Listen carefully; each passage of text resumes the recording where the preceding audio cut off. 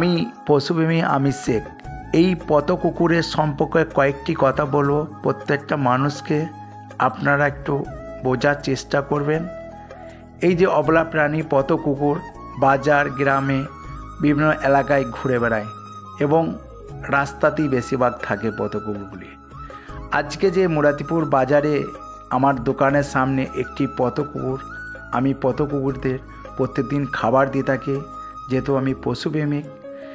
আজকে যে বাচ্চা কুকুরটি যত সম্ভব রাত্রের দিকে অ্যাক্সিডেন্ট হয় এবং রাস্তার ওপরেই পড়ে থাকে। সকালে যখন আসি দেখছি অবলা প্রাণী মৃত কুকুরটি রাস্তার ওপরে পড়ে রয়েছে।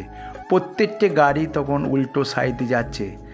আজকে যদি সেই ড্রাইভাররা এই অবলা প্রাণীর কথা চিন্তা করে যদি প্রত্যেকটা গাড়ি ওই পথ কুকুরের জন্যে যদি স্লো করে একটু সাইড কেটে গেত, তাহলে এই অবলা প্রাণীটা মারা যেত না। এবং এই ড্রাইভারদের গাফলতির কারণে এই অবলা প্রাণীগুলো অ্যাক্সিডেন্ট হয়ে মারা যাচ্ছে। ওনারা যদি একটু দেখে শুনে গাড়ি চালায় তাহলে প্রাণীগুলো বেঁচে যায়।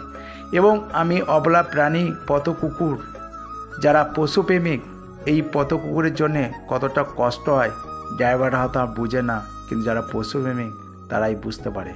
তাই প্রত্যেকটা মানুষকে বলবো, অবলা প্রাণী পথ কুকুরের প্রতি একটু ভালোবাসা দিন। এরা খুব অসহায়, এদের দেখার মতন কেউ থাকে না, একমাত্র যারা পশুপ্রেমিক তারাই ভালোবাসে। আজকে পথ কুকুরটিকে তুলে নিয়ে তার সমাধিস্থ করা হলো। আমার নাম আমির শেখ, পশুপ্রেমিক মুরাতিপুর। একটু ভালো কাজে এগিয়ে আসুন, ভালো কাজে থাকুন।